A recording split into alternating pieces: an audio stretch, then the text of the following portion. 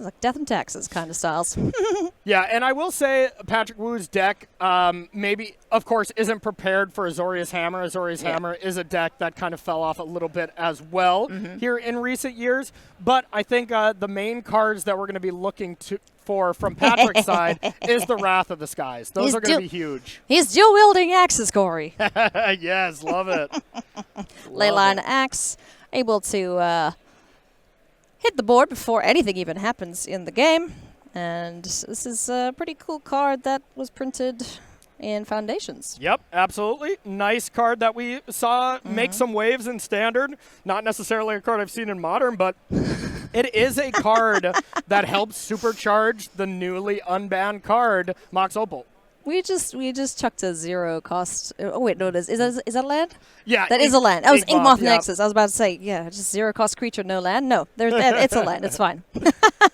And I believe we did see like 1 or 2 Mox Opals in Travis's hand. So being able to have an explosive turn here, see if we can pair it with kind of the go-to thing that these decks have been doing is trying to play Sigarda's Aid and then Colossal Hammer. Now, as I look over the list, I'm not sure I even see any Sigarda's Aid, which is Who needs wild. For Janu, I think Battlefield Improvisation has kind of taken over that spot. Yeah, absolutely. Just being able to get something attached to it for free. And then you have Paladin, the Pure Steel Paladin, to be able to equip your hammer that way, but looks like this version has gone away from the Aid.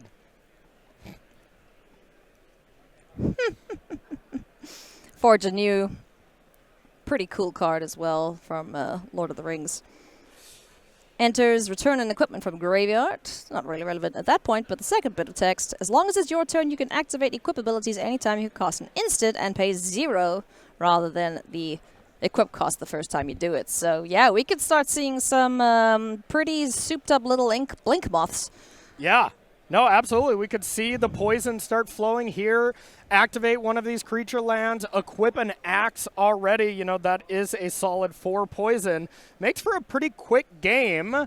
And, yeah, we might even see it here. Just animate both of these lands, equip one of them for free, and kind of go from there. Patrick Wu, definitely, his deck is very good at destroying stuff at sorcery speed. At instant speed, there's Flame of Anor and Galvanic Discharge, but with only 1 mana, just a discharge available here.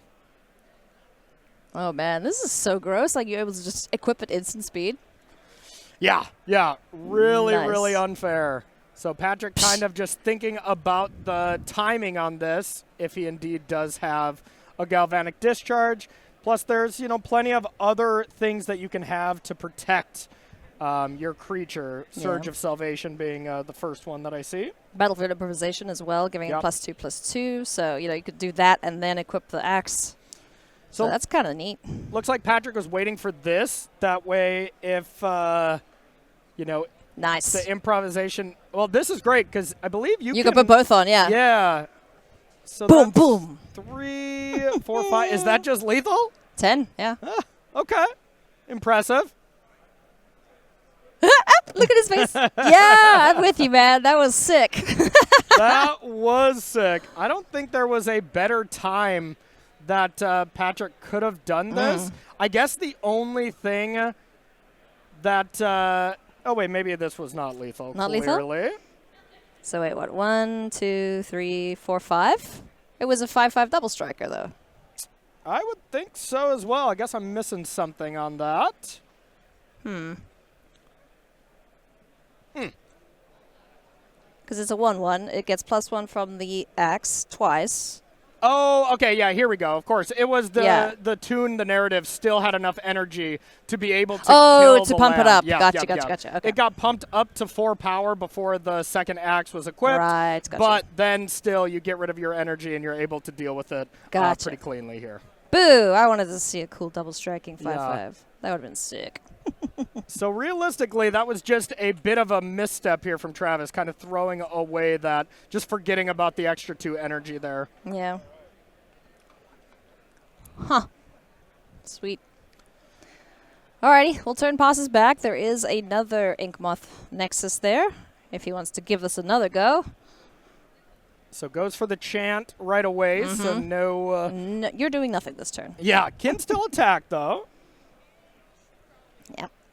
No spells being cast. Actually, that doesn't really hurt him too much, does it? Yeah, not so bad. You'd still get to chip in here a little bit, but it kind of says Patrick just won't win the game on the spot here. Yeah.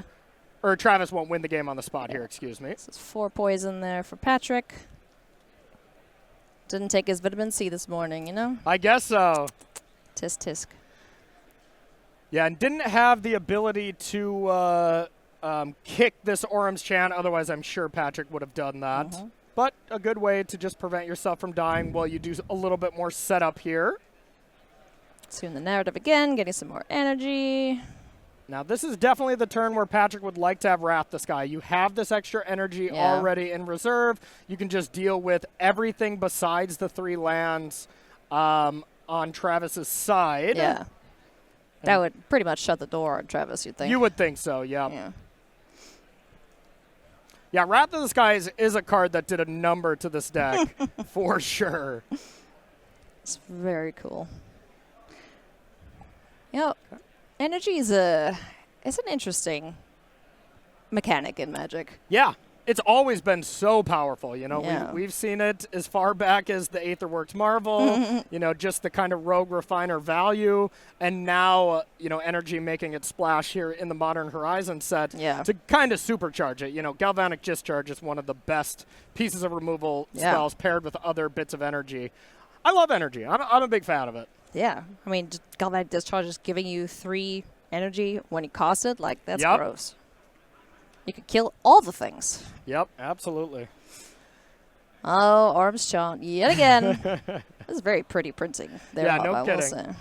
Nice. When we see people that are masters of their craft, their deck is usually the most gorgeous deck you've ever seen, and Patrick's is no exception here, as he plays some kind of blue-white control deck in basically every format. You know, Pioneer, we've seen him play the Lotus Field version of blue-white, where every other kind of one was like the Yorion version. Oh, yeah. You know, just really kind of is a master with this style of deck. Fable the Mirrorbreaker's also on the board there, speaking of incredibly powerful cards. Definitely. From the way back when. Actually, it wasn't even that long ago, but still very, very good indeed. Oh, yeah. I mean, what, was it last year where it won every Pro Tour? Yeah. Or was it the year before, maybe? Pioneer, and yeah, and Standard, and it's got banned, but it's okay. It had a good year, we'll say that. Yeah, too good. In comes the little Goblin Shaman for 2. So we'll get some treasure now for Patrick Wu. What's the follow-up play here going to be? Yeah, and it's definitely just got to be something to control this Nexus axe draw. And there's Isochron Scepter with the chant. So now every turn, Travis is not able to play spells, but he does still have the win locked up right now on the battlefield. So this one treasure does have to interact with this land here. Yeah, it's going to be a Galvanic Discharge or something to that effect. Yep. Or, because you can't kick it under Isochron. You can't kick it off the Scepter, I'm pretty sure there. I guess I could be wrong on this. Believe it or not, that's not an interaction that I have seen in Modern here, basically at all. Reflection of Kikijiki. Hits the board now. In for another attack. Goes and gets more damage in, another treasure down. And things looking really good here for Patrick. Just able to stifle everything that Travis is trying to get done. He has stuff on board to be able to kill Patrick, but is, making it very difficult for him here. Yep, absolutely. And I do love when these kind of decks are having success, something that, you know, I would assume is the other category. And, yeah, I guess Patrick did tap 3 mana there. Wow, okay. Maybe you can kick that off of that. You learn something new every day. Yeah.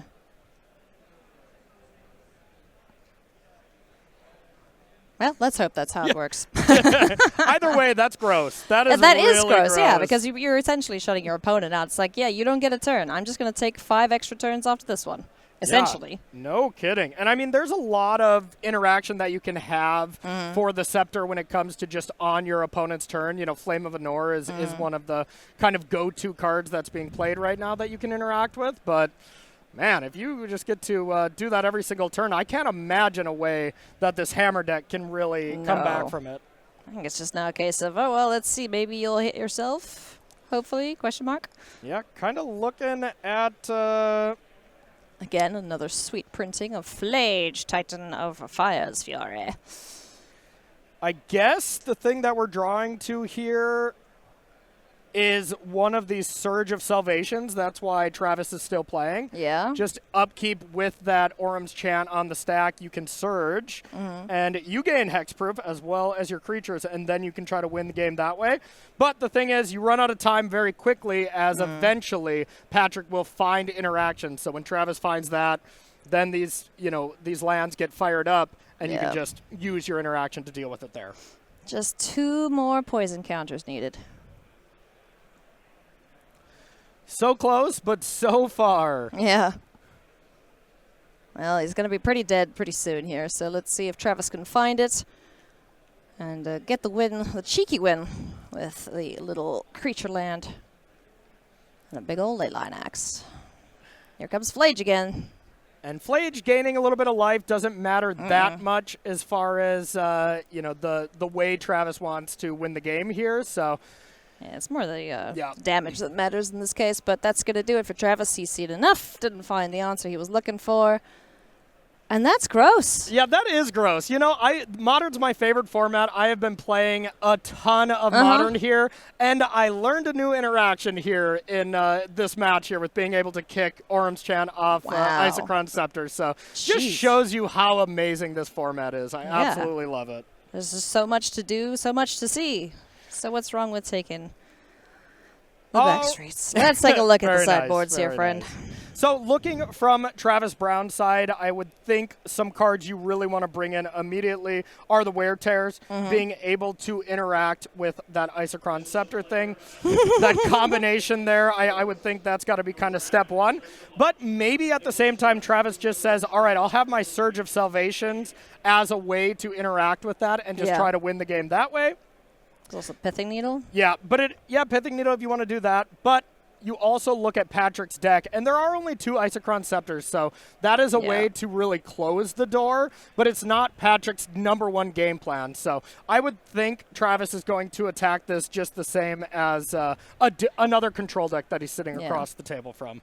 It's kind of funny looking at Patrick's list, A good chunk of these cards you see in the most played deck here this weekend in Timur Beach. Obviously not the same colors, but the Flame of Anors, the Tamios, all the good cards from Modern, basically just making their way into various lists, finding homes. Yep, absolutely. And then I think from the other side, the Wear Tears from Patrick looks great. The Solitudes look pretty nice. You can definitely think about the Consigns if you want to, counter some of the colorless spells, but that doesn't look that great to me. And then Teferi. Teferi is actually a card that is not so bad against Hammer, as you can just interact without the consequences of Travis being able to pump your creature and kind of win out of nowhere there. Yeah. Players taking a look at their opponent's deck lists. And as they're looking through those cards, maybe you should have a look through some of these, as Star City Games is having a flash sale on this weekend. So go and check it out. Pick up some singles. If you have an order over $50, well, you get free shipping. So go do that. Yeah, absolutely. Maybe pick up your Isochron Scepters and Orum's Chants because, well, this looks awesome to me. It's something we haven't seen in a while. Gotta love it. Taking a look at opening hands here, our players. Or just taking a look through their sideboards, seeing what they want to bring in this matchup. Now, we pretty much knew that coming into this, it was going to be a lot of Boros Energy. There was going to be a lot of Temur Breach.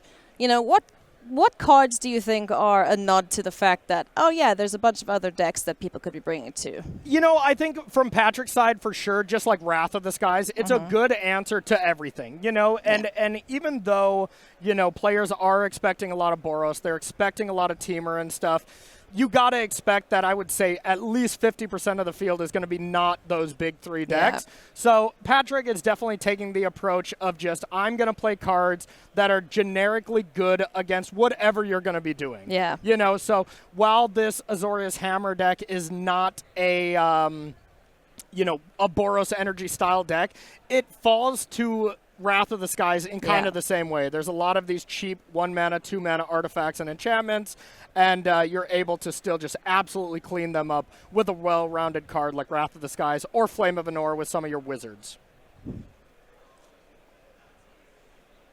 Patrick does not like that hand at all, so pretty quick mulligan there for him.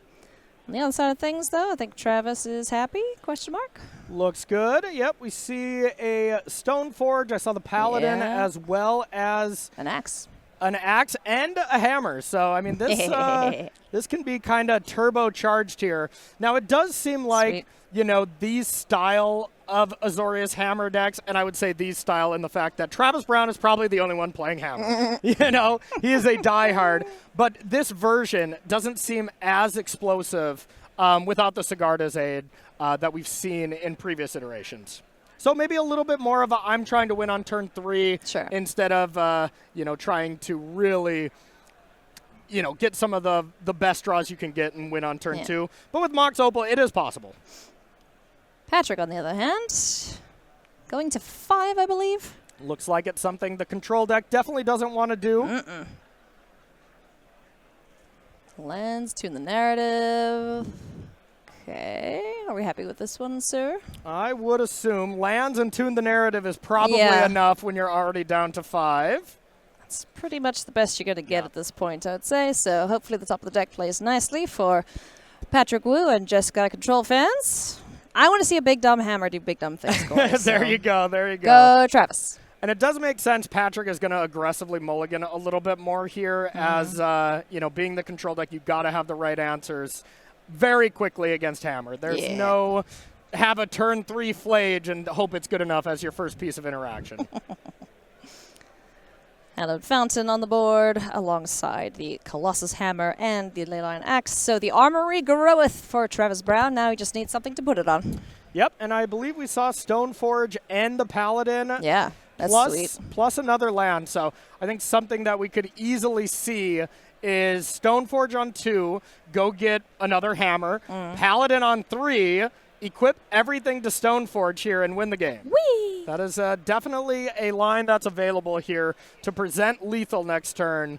Yeah, and there's also backup with the moth, perhaps, if one of these creatures gets removed. Oh, boots. Yep. Okay, cool. Okay.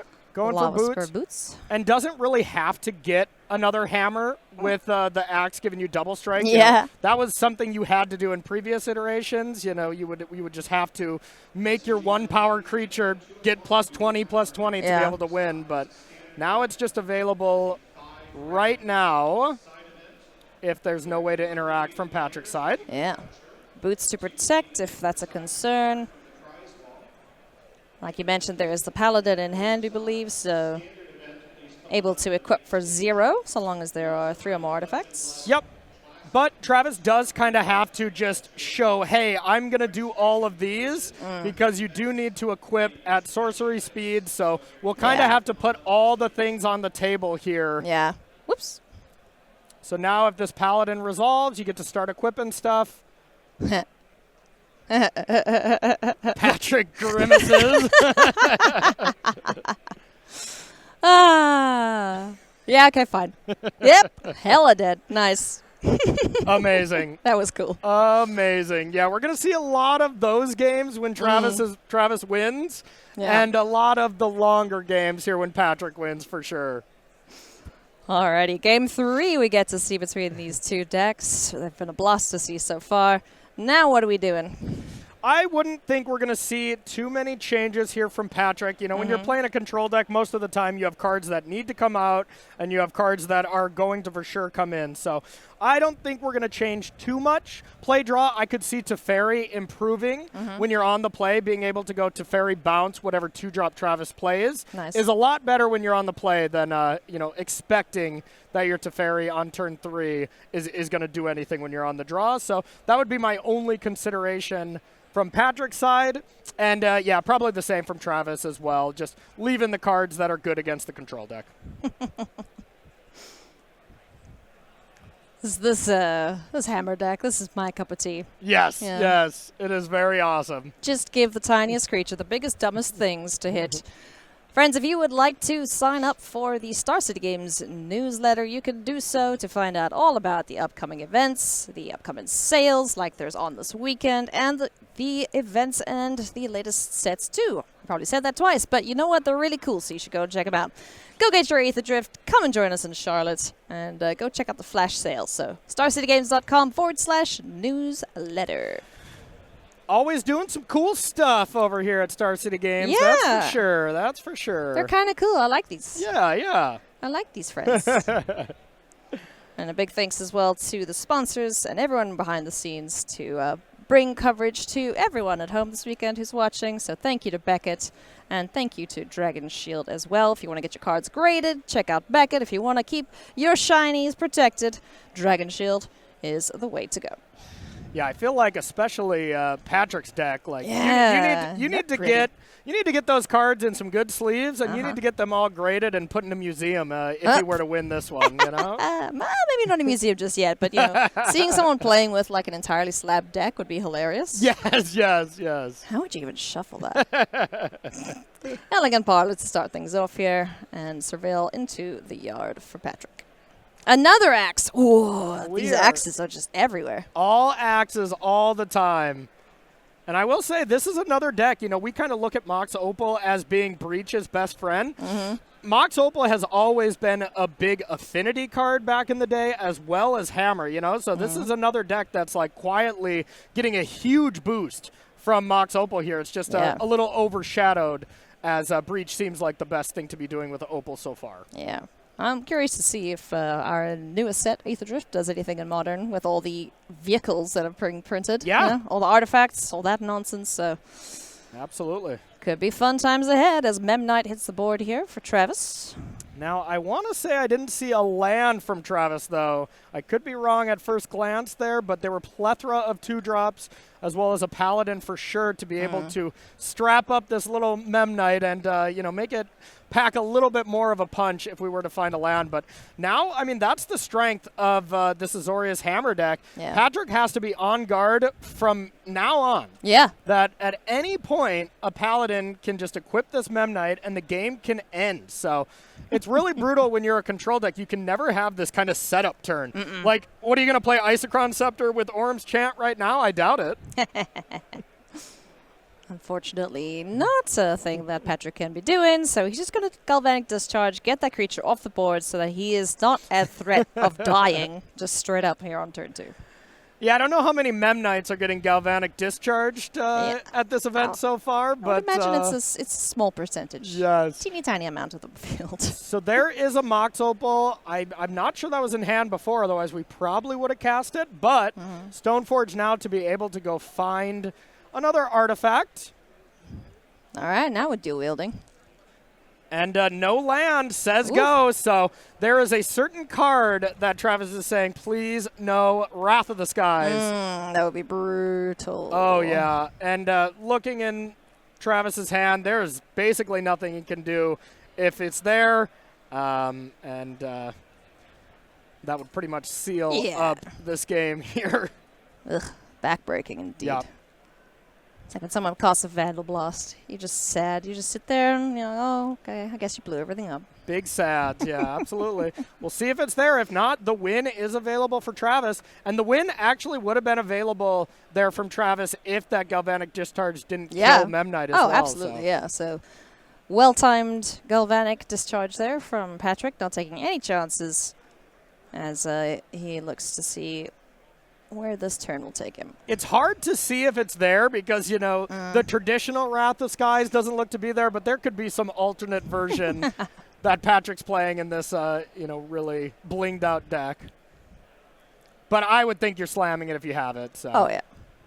I would think we're trying to go to something else here. There was a Flame of Anor pulled to the front. So not as good if you don't have a wizard to pair with it, but being able to still kill one of these creatures, blow up one of these artifacts is still reasonable. Yeah, I mean, at this rate, I think Patrick's just on, like, crowd control. Make sure none of these creatures are even able to think about picking up a piece of equipment. Yeah, it's tough to think, though. Like, do you Flame of Anor the Mystic? Do you try to blow up the Axe, which turns off the Opal? Like, it's definitely not as easy as just kill the creature. No, yeah, absolutely. I think if you destroy the artifact or anything, that is the greedy play where you can easily die. But if you kill the creature, you're not going to die the next turn, I guess, except if a boots gives you haste. That would be the one way to still die. Boots is 1, the equip is 1, so still a fair bit to do there, at least. Yeah, but if you would go Paladin, land, Boots, you would equip and still win through Flame of Anor here. So as far as I'm seeing, if this Flame of Anor doesn't kill the Mystic, the game's just over no matter what. Yeah. And if it does kill the Mystic, if Travis top decks a land, it's still over here. All right, let's see. Land? Land? Or Land? an Opal. Or an Opal. Land! I think this Smack. is GG. Paladin. Equip. Smack. Paladin into Boots. I thought I saw the Paladin and Boots in hand. Whee! There we go. Wow. Gotta love it. That's sick. I love this deck. Travis, you're my hero.